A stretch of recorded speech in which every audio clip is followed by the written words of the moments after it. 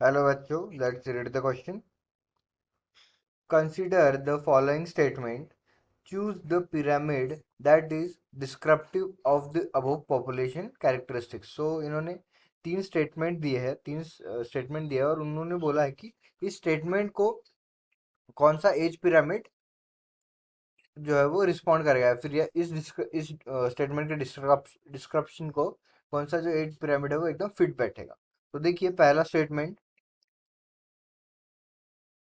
portion of reproductive age group is higher than the individual in pre-reproductive age group. So draw कर लेते हैं हम. ये देखिए, ये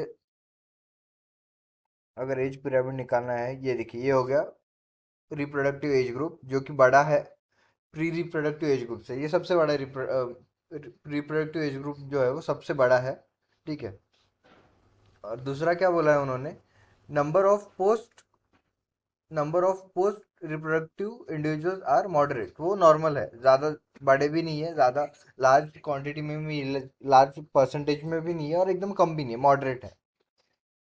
ठीक है, ये हो गया ओल्ड एज. बाद में, इसके बाद में आता है, उन्होंने फर्स्ट स्टेटमेंट में भी दिया है कि the individual in pre reproductive age group जो है वो कम है रिप्रोडक्टिव से.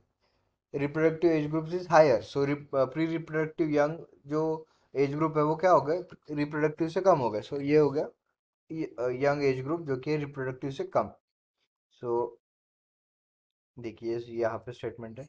फिर ये हो गया percentage of population, population percentage. ये हो गया एज.